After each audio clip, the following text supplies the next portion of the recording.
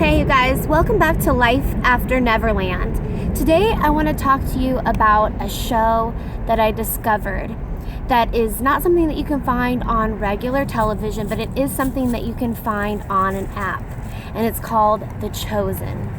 And The Chosen is the most beautiful gem I think I have found in such an extremely long time. It's directed by this man named Dallas Jenkins. This story is about Jesus, but I want to make sure that you know, and Dallas Jenkins also has stated that this is not something that is strictly based off of the Bible. This is something that is a faithful presentation about Jesus, and it's honoring Jesus, and quite honestly, it is the most moving series that I've seen, and I've only seen one episode and I was moved to tears, legit tears. And so I want to talk to you guys about it, and I'm hoping that my viewers, if it's something that interests you, please go on the Play Store, and please make sure that you look for The Chosen. The first 4 episodes are free. You can share them with friends and family if you feel that they might be interested as well. It's well worth your time. So before you listen to what I have to say about The Chosen, I want you to go download the app and watch the first episode so that we can talk about it together, because it is such a great episode that if I talk to you about it, it's going to do no justice. It's something that you need to physically see and have that experience, and then watch my video. Okay, so that's the first thing that I want to say. But this is a crowd-funded TV series, and it is done really well by being crowd-funded and not Hollywood produced. You guys, please check it out. So let's get started. The beginning of the episode starts in Magdala, and you see this man. He's coughing. He's an older man, and he has this adorable little girl, and she's holding this doll that's obviously very special to her. And she's talking to her father about, which this man is her father, and she's talking to him about how she's not able to sleep and she's very fearful. And he's reciting the prophet Isaiah, and he's saying, this is important, okay? So please remember this. He says, "Fear not, for I have redeemed you. I have called you by name. You are mine." And that's just part of it.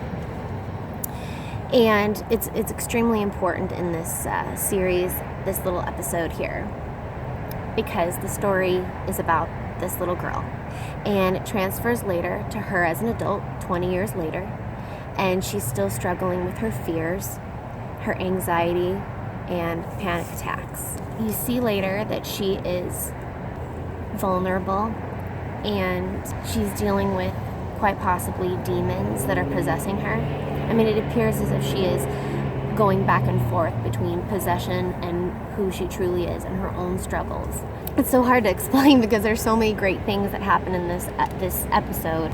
They start to show the Rabbi Nicodemus. They really delve into this young girl and Nicodemus.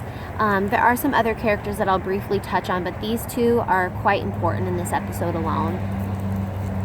And Nicodemus is obviously well-respected and a well-renowned rabbi. He's got a lot of students that really follow him, his word, and what he has to say. Nicodemus comes to the Red Quarters, where this young lady is, and they call her Lilith. Now, he was forced to go by the Romans. He wasn't very happy about it, but he went anyways, because he was going to exorcise her, the demons that are within her. And when he met her, he was terrified by what he saw, because he could hear the demons. It wasn't just one demon, the demons speaking through her. And they were basically saying that they are not fearful of him and that he has no power. He was scared, he didn't help her, and he walked away. Later you'll see Nicodemus speaking with his wife, and he's very tortured by the fact that he wasn't able to help her. I think he feels a bit of guilt.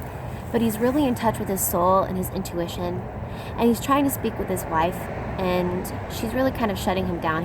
He said some really neat things, something that I truly loved. He grabbed his wife, and when he was telling her, I couldn't help her, and she's trying to build him up. But what I feel like his wife, and I feel like while she's trying to build him up, she's also tearing him down, because he's trying to open up to her and have a real deep conversation. She really doesn't want to have anything to do with it. She's the type of person that looks at things on the surface. So he grabs a hold of her gently and he asks her to look in the mirror and what she sees. And of course, she has something negative to say about the mirror, which is kind of an indication of her outlook on life. Not very positive, not very deep. And so the rabbi then says to her, he says, what if we're not seeing the big picture? What if it's more beautiful and more strange than we could ever imagine? And that's something that I truly feel in my own heart. And it's hard because in the world that we live in, we're constantly forced to be what we feel in our heart about God and what we feel in our heart about the world. We're supposed to push that down because other people might think something about that negatively. And she was basically saying to him, you don't want people to think that you're blasphemous. What you're speaking is blasphemy. You should never speak about what you're thinking in public. And that just made me cringe. It made me cringe. So then, you see, Nicodemus speaking to his students. And he's basically saying to them that this young lady, and they call her Lilith, that she's beyond help. That some souls are so tortured that they are beyond help. And that is so sad. That broke my heart because you see her struggling. I mean, literally when he saw her, she was in like this bed of filth, like a pig. That's how they were treating her. My heart is beating hard. And this is why this show is so amazing. There's so many shows that I love, but like this show, it touches your heart. It's so sad because it makes you feel like that's how people are treated. She needed help, and here's a rabbi, a well-renowned rabbi, and he couldn't even help her. He walked away. He walked away from her, and he left her alone. And you just watch her struggle, and she thinks about like her father dying. Her father was everything to her, and you can tell that she doesn't really have anyone. She has no one to turn to, and she has this doll. She still has that little doll. That little girl that was holding that doll, she still has it, and she has this prayer, the prayer that her father had recited to her in the beginning, what I mentioned. And she goes to this bar, and she does have a friend that she can confide in. He truly cares about her and her well-being, although he is serving her alcohol. But I feel like, sometimes our friends want to help us, and they only give you what they only know how, at the time. So his heart was in the right place. Definitely in the right place. And it was very sad because she handed this friend at the bar, the bartender, her doll. And you could tell at this point she's ready to give up. Also, this young lady had been raped. Now, they didn't show it, you guys. They didn't show anything horrible like that. But she'd been basically treated like trash by the people in her community. And so at this point now she's ready to just give up. She doesn't have any hope. This rabbi literally triggered this in her. And so she hands him the doll, and she goes off to this cliff. And she takes the prayer, and I love the music. The music is great, you guys. The acting is great also. These actors are wonderful. I mean, they literally touch you to the core of your heart. I mean, I get emotional just talking about it because it's so beautiful. It sounds sad, but it's so beautiful. I don't want to be a weirdo or anything, but anyway, pushing things down, right? So anyway, she goes to this cliff, and she takes the prayer that her father and her used to recite to help her with her fear. And she throws it into the ocean. And you can tell by the way the music is and everything that she's ready to give up. She is going to commit suicide. She is going to jump off this cliff. It's so sad. And so then she becomes distracted by this bird.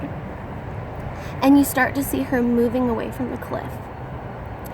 And then she finds herself back in the bar with the bartender. And, she's talking to him. He's trying to console her, and she keeps wanting more alcohol, and he's trying to tell her, like, basically, let's slow down, let's regroup. And all of a sudden, this hand goes on her hand. She looks up and she recognizes him. And she tries to push him away.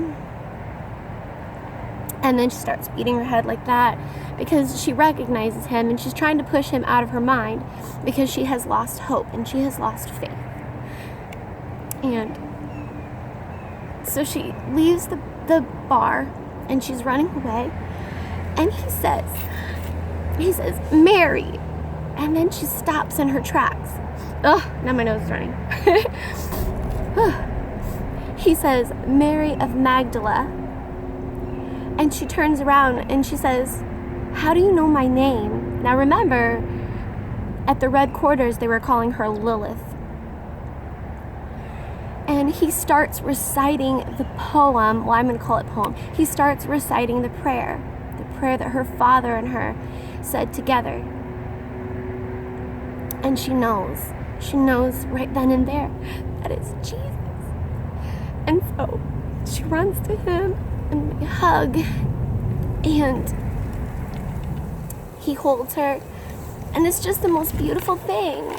It's so beautiful. And I literally watched this a week ago and I was looking so forward to share this with everyone, because I just feel like so many of us struggle with so many different things, whether it's alcoholism, PTSD. I could go on and on. And the world is so cold. It really is truly so cold. And so many of us lose our faith. I just love it. It's so beautiful. And I just want to say thank you to Dallas Jenkins for creating something so amazing. And I think it's great what he's doing. I think it's great that Video Angels picked this up for him so that the actors can do this. It's truly an honor. It's truly honoring Jesus. And I don't want anyone to, I want to say this first and foremost, I don't want anyone to, conversation isn't about bashing or talking about the Bible or anything like that, or getting into a religious argument. I want it to be something that is uplifting, where people can feel hopeful, have faith in their heart, be inspired, and to spread love throughout the world, because there needs to be more of it. So this is really beautiful, you guys. I'm going to end here. I want you to watch it. There's an interesting storyline between these two brothers. I believe they're brothers, Simon, and I believe it's Andrew. And during this time in the episode, people are struggling with taxes and not being able to pay their taxes, and there is a storyline developing with Simon and Andrew, and so we'll talk about that in future episodes. Please let me know if you decided to go ahead and watch this series, and if so, how did you feel when Jesus came to Mary? Or how did you feel about this episode in general? Did it touch you the way that it touched my heart? I hope that it did. All right, everyone, listen, have a wonderful, wonderful day. This is such a great series to watch in the new year. If you need something to uplift you, something to really touch your heart, this is a series you want to start for this new year. All right, everyone, God bless. Thanks for watching, and I hope you subscribe.